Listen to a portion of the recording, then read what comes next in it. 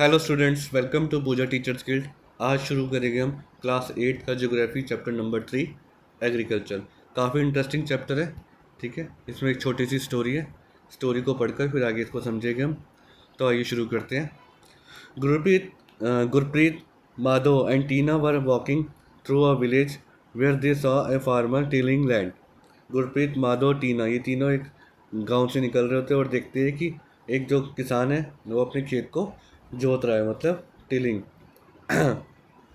कर रहा है। The farmer told them that he was growing wheat and had just added manure to the soil to make it more fertile।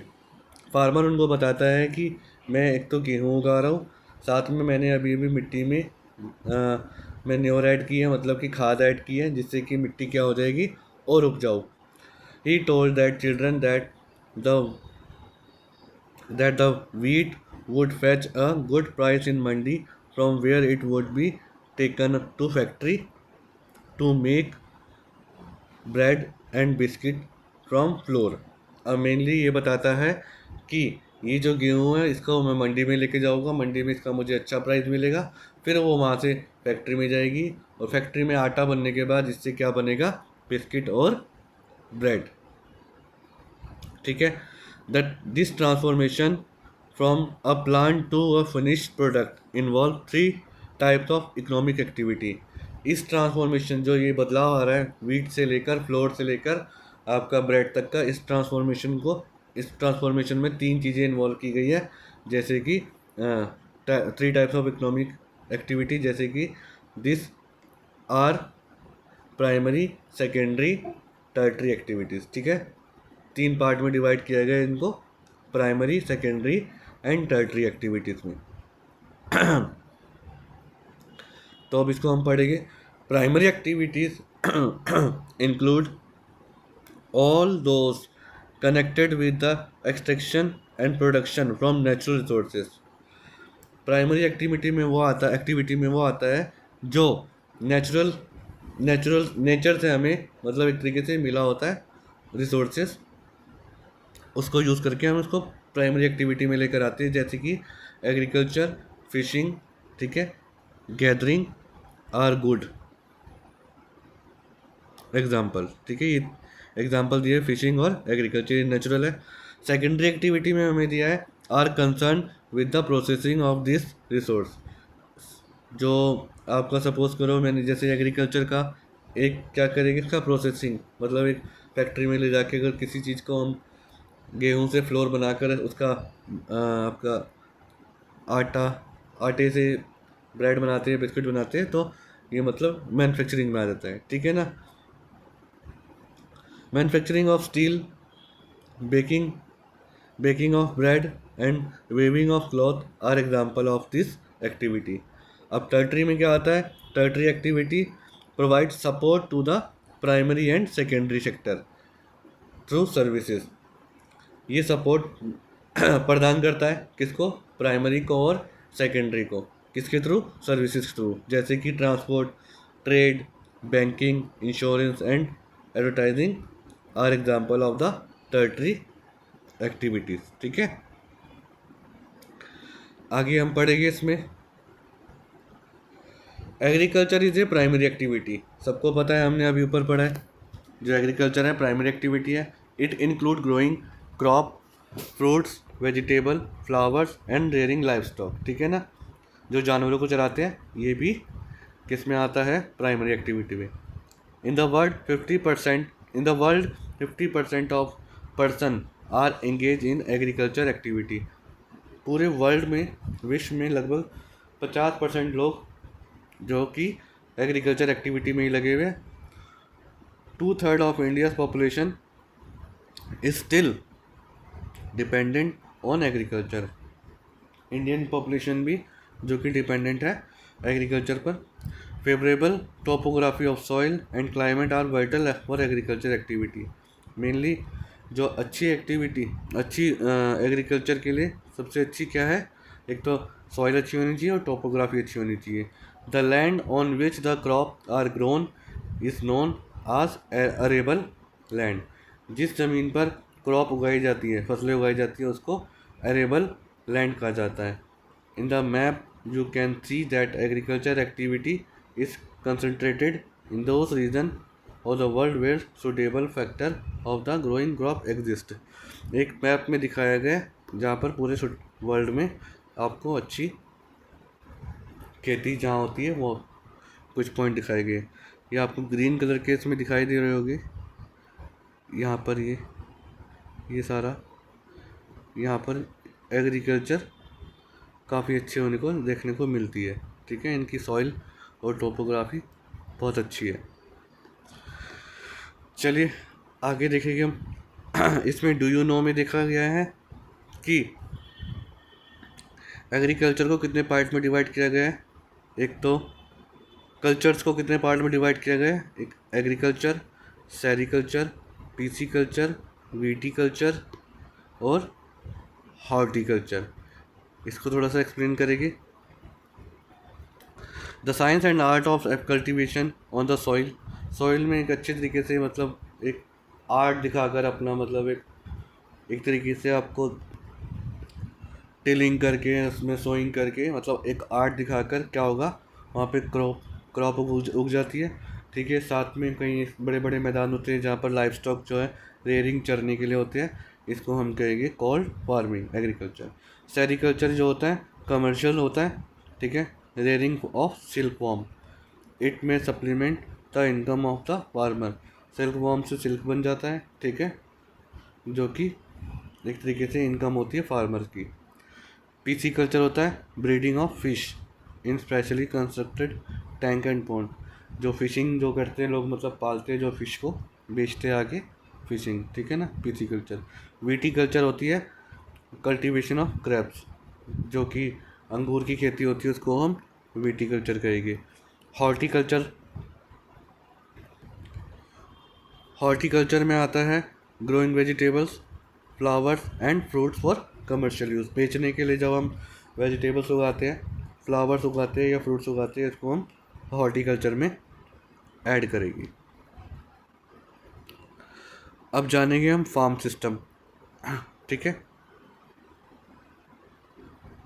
Agriculture और farm can be look as a system. एक system के तौर पर देखेंगे। The important inputs are seeds, fertiliser, machine. इसमें जो कि farm में ज़्यादातर जो खेती में यूज़ होते हैं सीड्स, फर्टिलाइज़र, मशीनरी, सबको पता ही है। इसमें दो टाइप से किया गया है। पहले में इनपुट्स जो हम लगाते हैं, जैसे कि मशीनरी यूज़ करते हैं, सीड्स, केमिकल्स। ठीक है, प्रोसेसिंग शुरू करते हैं उसकी। ठीक है, प्लोइंग, सोइंग, स्प्रेइंग करते हैं और आउटपुट क्या निकलता है, ये सब चीज़ काम करने के बाद आपका क्रॉप्स। ठीक है ना। वैसे ही फिज़िकल इनपुट्स में आ जाते हैं हम। फिज़िकल में हम ज़्यादातर डिपेंडेंट रहते हैं नेचुरल थिंग्स पर, जैसे कि सनशाइन, टेम्परेचर, स्लोप्स, रेनफॉल्स वगैरह पर। और इसमें ह्यूमन इनपुट्स होते हैं। ठीक है, लेबर भी यही होते हैं। ठीक है, स्टोरेज भी यही करते हैं, मशीनरी और केमिकल वगैरह। फिज़िकल में ह्यूमन में आता ही आपका।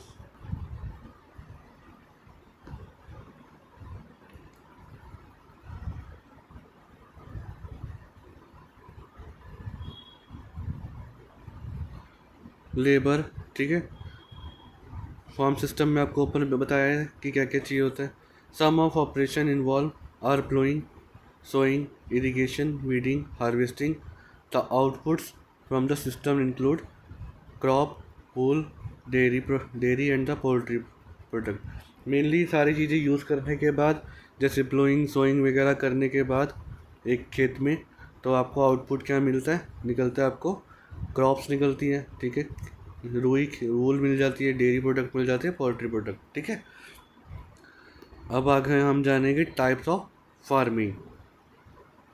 Farming is practice in a various way across the world. कई टाइप से होती है, पूरे वर्ल्ड में डिफरेंट डिफरेंट टाइप से होती है farming, depending upon the geographical condition. ठीक है, वहाँ की जोग्राफिकल कंडीशन पर डिपेंड करती है। डिमांड ऑफ प्रोड्यूस, ठीक है, labour and the level of technology, किस टाइप की टेक्नोलॉजी और लेबर कितनी चाहिए।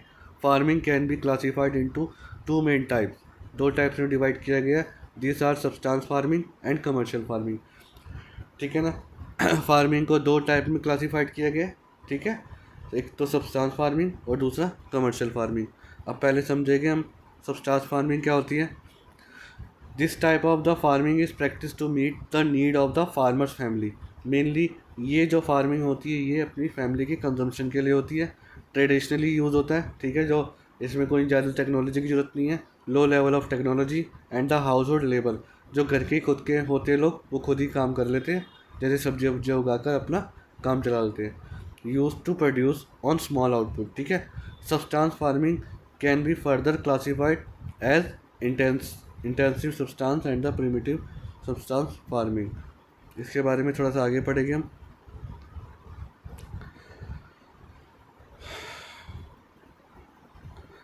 In intensive substance agriculture is the farmer cultivate a small plot of land using simple tools and more labor।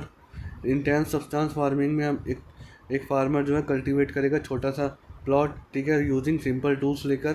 Climate with large number of days with sunshine and fertile soil permit growing more than one crop annually on the same plot। Mainly climate वैसा एक मतलब climate जो है sunshine वाला होना चाहिए, soil जो है बिल्कुल फर्टाइल होनी चाहिए, ठीक है ना, जिसके थ्रू एक क्रॉप उगाई जा सकती है एनुअली एक प्लॉट में। Rice is the main crop, जो कि मेनली उगाई जाने वाली मेन क्रॉप है राइस है। अदर क्रॉप इंक्लूडिंग वीट, मेज, पल्स एंड ऑयल सीड्स। और जो अदर भी है एक साल में जो एक बार उगाई जाने वाली एक नॉर्मल प्लॉट में, जो कि वीट, मेज, पल्सेस और oil seed. Intensive subsistence agriculture is prevalent the thickly populated area of the monsoon region of south east and east Asia. Mainly जो इंटेंसिव सब्सटेंस फार्मिंग एग्रीकल्चर होती है वहाँ होती है जहाँ पर ज़्यादा पॉपुलेशन होती है, पॉपुलेटेड एरिया होता है, और जहाँ पर मानसून रीजन काफ़ी अच्छा होता है, मतलब मानसून ज़्यादा आता है। अब हम जानेंगे प्रिमिटिव सब्सटेंस फार्मिंग, ठीक है। प्रिमिटिव सब्सटेंस फार्मिंग में including shifting cultivation and nomadic herding. इसमें दो चीज़ आती है, shifting cultivation and nomadic herding. अब इसको हम जानेंगे शिफ्टिंग कल्टीवेशन पहले। Shifting cultivation is practiced in the thickly forested area of the Amazon basin, tropical Africa, part of the Southeast Asia and the Northeast India। अब mainly जो shifting cultivation है ये ज़्यादातर अमेजोन बेसिन या tropical Africa या part of south Asia, east Asia या हमारे India में नॉर्थ ईस्ट इंडिया में होती है इसकी ज़्यादातर, ठीक है। This are the area of heavy rainfall and quick regeneration of vegetation. यहाँ पर मेनली काफ़ी हैवी रेनफॉल होता है और एकदम से यहाँ पर वेजिटेशन उग जाती है, ठीक है। A plot of land is clear by the failing the tree and burning them. ये शुरुआत कैसे होती है, यहाँ पर एक छोटा सा प्लॉट लेते हैं, यहाँ पर इसको कुछ पेड़ों को काट कर उनको वहीं पर ही जला देते हैं, और the ashes are then mixed with the soil and crop like maize, yam, potato and cassava are grown। अब मेनली जो उसकी राख होती है जलाने के बाद उसको सॉइल में मिक्स करने के बाद फिर वहाँ पर उगाई जाती है जो मेज, यम, पोटैटो और कसावा, ठीक है, मेनली वहाँ ही उगाया जाता है। After the soil loss is fertility, अगर जो उसके बाद जब इसकी फर्टिलिटी ख़त्म होने वाली होती है सॉइल की, तो उसके बाद क्या करते हैं, द लैंड इज़ अबंडेंट, उसके बाद उसको ज़मीन को खाली छोड़ देते हैं। And the cultivator move to a new plot, उसके बाद जो कल्टीवेटर होता है वो नई जगह जाता है, फिर उसके बाद वही सेम काम करता है, वहाँ से काटता है पेड़, उसको वहीं जलाकर उसकी जो सॉइल जो एशेस होती है, राख होती है, उसको मिट्टी में मिलाकर दोबारा से वही सेम काम करता है। Shifting cultivation is also known as the slash and burn agriculture, ठीक है ना। आगे हम पढ़ेंगे nomadic herding. Nomadic herding is the practice in the semi arid and the arid region of Sahara culture Asia, central Asia and the some part of India like Rajasthan, Jammu and Kashmir. ये जो nomadic herding होती है मेनली एरिड सूखे area में होती है, जैसे सहारा central Asia में होती है, और इंडिया के पार्ट में जैसे कि राजस्थान और जम्मू एंड कश्मीर में। This type of the farming Herdsmen move from place to place with their animal for fodder and water.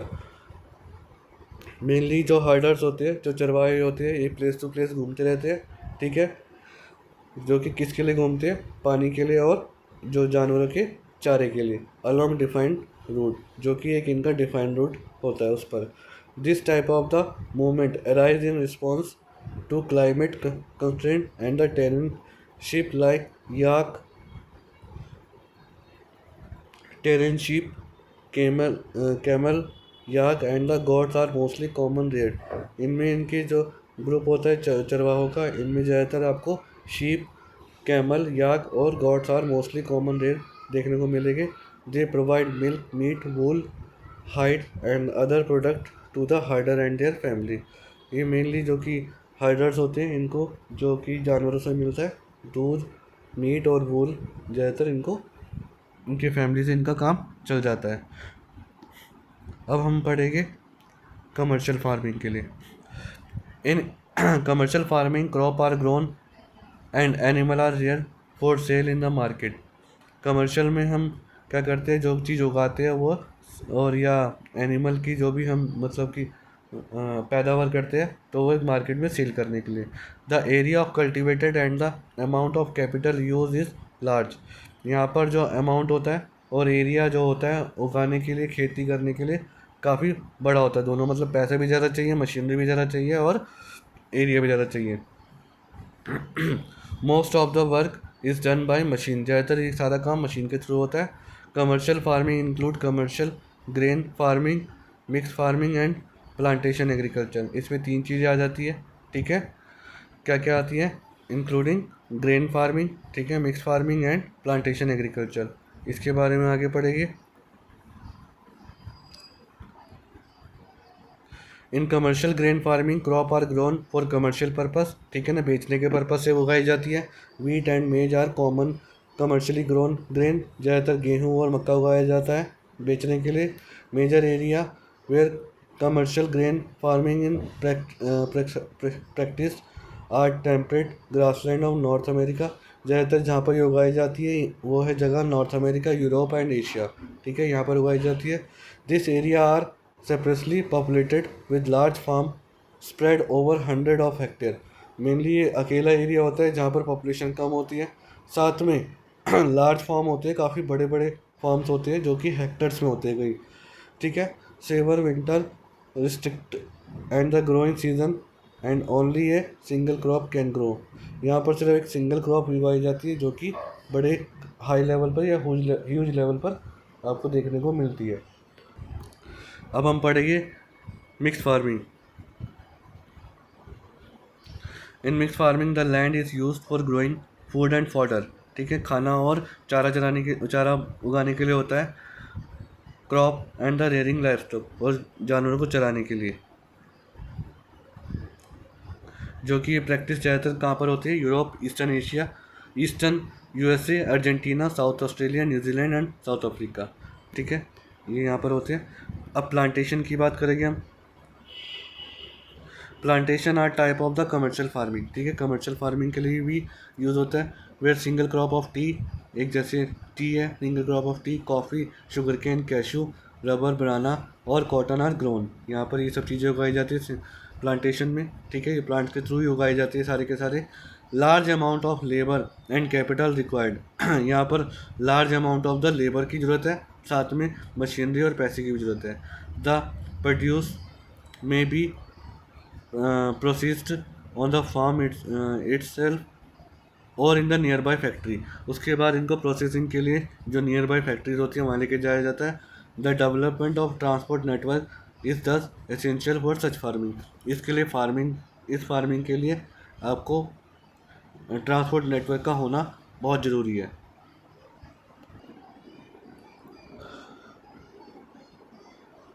Major plantation are found in the tropical region of the world. ये ज़्यादातर पाई जाती है मलेशिया में, ठीक है. Coffee in Brazil, tea in Sri Lanka and India are some example, ठीक है. ये प्लांटेशन है जो कि प्लांट के थ्रू उगाई जाती है. अब आगे हम मेजर क्रॉप्स पे. A large variety of the crops are grown to meet the requirement of the growing population. ठीक है।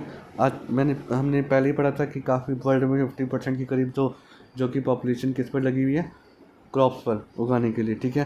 Crop also supply a raw material for agro based industry. Crops जो है एग्रो बेस्ड इंडस्ट्री के लिए raw material का काम करती है। Major food crop are wheat, जो कि मेजर उसमें क्रॉप्स हैं wheat, rice, maize and the millets. Jute and cotton are fibre crops, ठीक है। Important beverage crop are tea and coffee, जो पीने वाली है टी और कॉफ़ी, ठीक है। अब शुरुआत हम करेंगे राइस से। Rice is the major food crop of the world, ठीक है। जो सबसे ज़्यादा मतलब खाने वाला फूड है rice. It is the staple diet of the tropical and सब ट्रॉपिकल रीजन। ये ज़्यादा ट्रॉपिकल और सब ट्रॉपिकल रीजन में ज़्यादा खाए जाने वाला खाना है, मतलब फूड है। राइस नीड हाई टेम्परेचर, ज़्यादा इसको टेम्परेचर चाहिए। हाई ह्यूमिडिटी, ठीक है, चाहिए। एंड द रेनफॉल ज़्यादा चाहिए। It grow best alluvial clay soil, इसको अच्छी मिट्टी चाहिए, ठीक है, clay soil. Which can retain water, जो कि पानी अपने में रख सके, बिल्कुल ज़मीन में ना जाने दे। China lead in the production of the rice followed by the India, ठीक है। इंडिया के बाद चाइना जो सबसे ऊपर है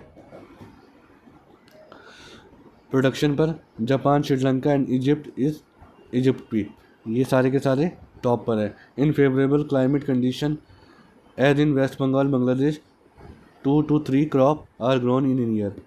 जो सबसे अच्छा वेदर कंडीशन हमारे यहाँ पर है वेस्ट बंगाल और बांग्लादेश में, जहाँ पर ये आराम से उगाई जा सकती है। अब हम पढ़ेंगे वीट के बारे में। वीट रिक्वायर मॉडरेट टेम्परेचर, हल्का फुल्का टेम्परेचर चाहिए, ज़्यादा गर्म ना ठंडा, ठीक है। Rainfall during the growing season, a bright sunshine, अच्छी सनशाइन चाहिए, धूप अच्छी चाहिए इसको। At the time of the harvest, कटाई के टाइम तो बिल्कुल धूप चाहिए इसको। It thrive best in well drain loamy soil, मिट्टी अच्छी उपजाऊपन वाली चाहिए। Wheat is the growing extensively in USA, ज़्यादातर वीट उगाई जाती है USA, Canada, Argentina, Russia, Ukraine, Australia and India. In India it's grown in winter, India में ठंड में उगाई जाती है। अब हम पढ़ेंगे मिलेट्स के बारे में। They are also known as coarse grain and the can be grown on less fertile and sandy soil. एक तो मिलेट्स के लिए क्या चाहिए आपको, ज़्यादा मतलब लेस फर्टाइल चाहिए, ज़्यादा भी इतनी उपजाऊ मिट्टी नहीं चाहिए, ठीक है। सैंडी रेत वाली मिट्टी चाहिए। It is a Hardy crop, बहुत ज़्यादा सख्त मिट्टी क्रॉप फसल उगाई जाती है इसमें। नीड लो रेनफॉल, पानी भी ज़्यादा नहीं चाहिए इसमें, ठीक है। मॉडरेट टेम्परेचर चाहिए, ज़्यादा गर्म भी नहीं, ज़्यादा ठंडा भी नहीं, ठीक है। एंड द एडुकेट रेनफॉल, और थोड़ी बहुत रेनफॉल। ज़्यादातर इसमें jowar, bajra and the ragi are grown in India, ज़्यादातर उगाई जाती है तीनों, बाजरा, ज्वार और ragi. Other country are Nigeria, China and Niger, यहाँ पर ये उगाई जाती है तीनों चीज़ें। अब आ गए हम मेज पर। मेज require moderate temperature, rainfall and the lots of sunshine, ज़्यादा धूप चाहिए, पानी नॉर्मल चाहिए। It need the well drain fertile soil, उपजाऊ मिट्टी चाहिए अच्छी वाली। मेज is grown in the north America, Brazil, China, Russia, Canada, India and Mexico, ये ज़्यादातर यहाँ पर उगाया जाता है मेज। अब हम बात करते हैं कॉटन की, ठीक है। Cotton require high temperature, light rainfall, 210 Frost free days and bright sunshine for its growing. It grow best and black alluvial soil. Mainly इसको जो टेम्परेचर चाहिए, लाइट रेनफॉल चाहिए, ठीक है। ज़्यादातर 210 जो फ्रॉस्ट फ्री, ठंडा, बिल्कुल ठंडी फ्री, एक तो टेम्परेचर चाहिए, अच्छी धूप चाहिए, ठीक है। ये ज़्यादातर काली मिट्टी में उगाई जाती है, एलोवियल सॉइल में, ठीक है। China, USA, India, Pakistan, Brazil, Egypt are the leading producer of the cotton, ये यहाँ पर ज़्यादातर उगाई जाने वाली ये कंट्रीज़ के नाम है। It is the one of the main raw material for the cotton textile industry, ये रॉ मटेरियल मेनली कॉटन जो है टेक्सटाइल इंडस्ट्री के लिए ज़रूरी है। अब आ गए हम जूट पर। Jute was also known as the golden fibre, jute को हम गोल्डन फाइबर के नाम से भी जानते हैं। It grow well on alluvial soil, ठीक है, एलोवियल सॉइल चाहिए। एंड रिक्वायर हाई टेम्परेचर, अच्छा टेम्परेचर चाहिए, हैवी रेनफॉल चाहिए एंड ह्यूमिड क्लाइमेट चाहिए, ठीक है। चिपचिपाहट वाला क्लाइमेट चाहिए, heavy rainfall. This crop is grown in the tropical area. India and the Bangladesh are the leading producer of jute. Jute ज़्यादातर कहाँ पर उगाया जाता है? इंडिया में और बांग्लादेश में, ठीक है। लीडिंग प्रोड्यूसर है ये जूट का। अब आ जाते हैं हम कॉफ़ी में। कॉफ़ी आज require warm and the wet climate, बिल्कुल सूखा और गर्म क्लाइमेट चाहिए, and well drain loamy soil. Hill slope are more suitable for the growing. Hill slope अच्छा है काफ़ी ज़्यादा ग्रोइंग के लिए, इसके लिए of the crop. Brazil is the leading producer. Coffee के लिए ब्राज़ील जो है प्रोड्यूसर, सबसे बड़ा प्रोड्यूसर है, following by the Colombia and China. उसके बाद कोलंबिया और इंडिया आता है, ठीक है, सॉरी चाइना बोल दिया। आगे हम देखेंगे टी के बारे में। T is the beverage crop, पीने वाली है, ठीक है, crop grown in plantation, plant के रूप में उगाई जाती है। This require cool climate and the well distribute high rainfall through out the year for the growth of its tender leave. Mainly इसमें रिक्वायर ठंडा मौसम चाहिए, ठीक है, हैवी रेनफॉल चाहिए अपने इनके लीव्स को बड़ा करने के लिए, मतलब पत्तों के रूप में होती है ना ये।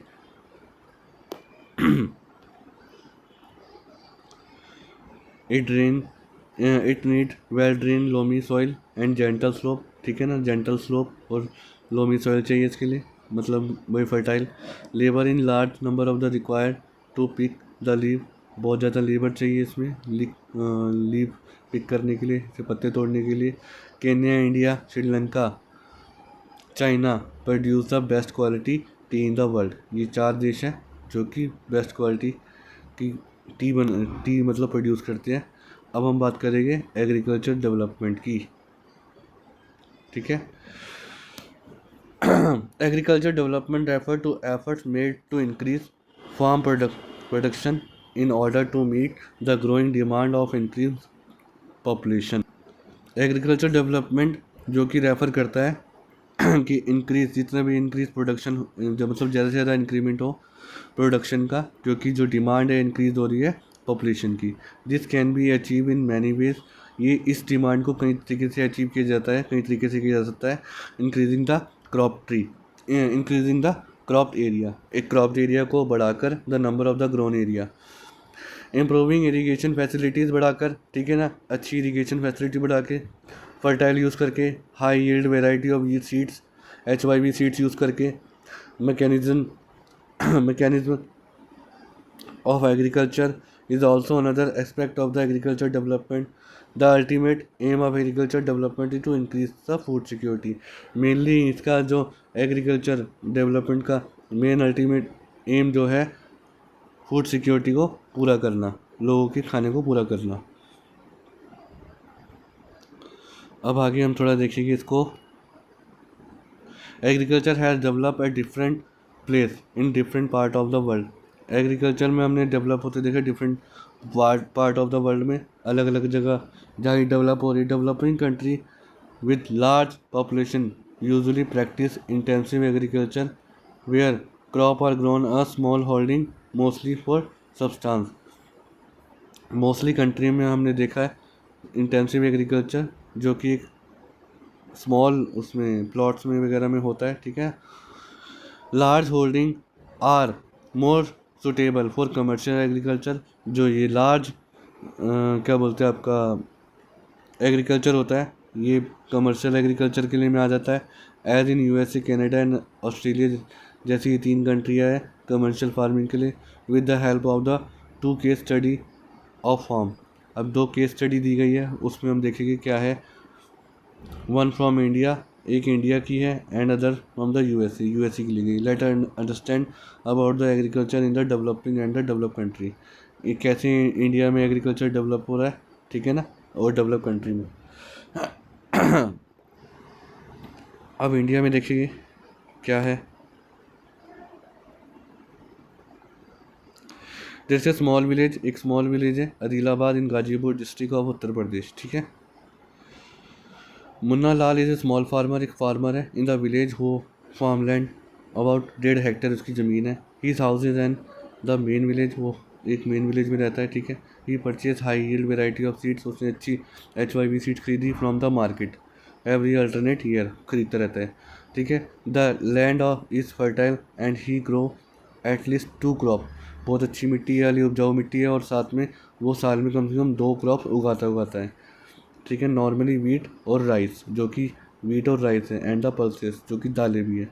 The farmer take advice of his friends and elder as well as government agriculture officer regarding farming practice के लिए उसने अपने फ्रेंड्स से, ठीक है, साथ साथ गवर्नमेंट जो ऑफिशियल्स होते हैं उनसे उसने सुना, ठीक है। ही टेक्स अ ट्रैक्टर, उसने ट्रैक्टर लिया ऑन रेंट पर लिया, प्लोइंग के लिए, जुताई के लिए, ठीक है। On his field though some of his friends still use traditional method, कई जो फ्रेंड्स उसके भी आज भी ट्रेडिशनल बैल वगैरह यूज़ करके जुताई करते थे खेत में, ठीक है। यूजिंग बुलॉक्स और फॉर प्लोइंग, जैसे ये साथ में दिखाया गया है। There is a tubewell in the nearby field which he take on a rent to irrigate his field, एक साथ में इसके ट्यूबवेल भी है जो कि इरीगेट करने के काम आता है, पानी देने के लिए।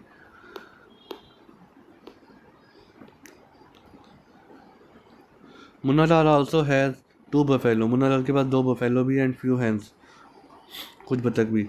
ही sell milk in the cooperative store, ये मिल्क भी बेचता है, located in the nearby town, ठीक है, कुछ शहर के पास में।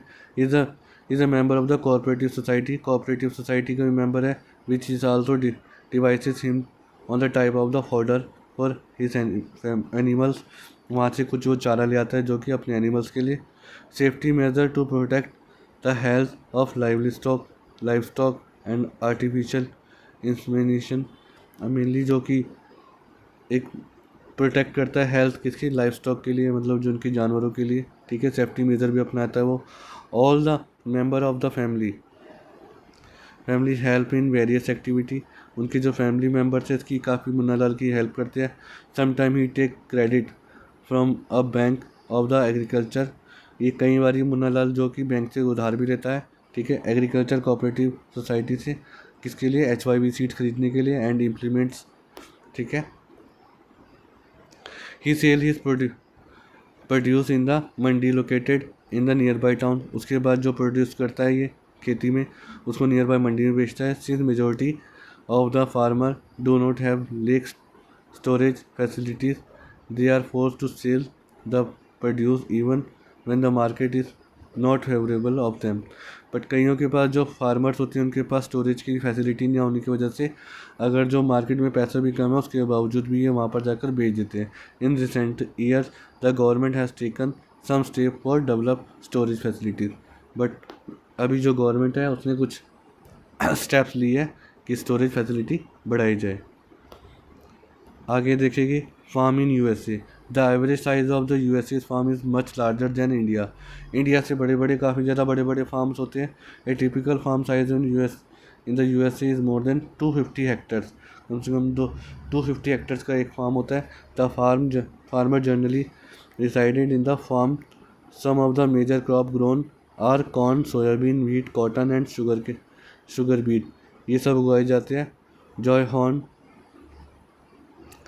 a farmer in the Midwest USA in the Iowa state owns about 300 hectares of land। वैसे एक छोटी सी तरीके से ये समझाया गया, स्टोरी वगैरह ही दी गई है, बाकी इसमें ऐसा कुछ इसमें है नहीं खास कि कहाँ कैसे क्या होता है, कोई क्वेश्चन ऐसे इसमें से पूछा नहीं जाएगा। तो हम इसमें डायरेक्ट यहाँ जाकर इसमें एक बार देख लेते हैं, बाकी लगभग ख़त्म ही है, इसमें ऐसा कुछ नहीं है।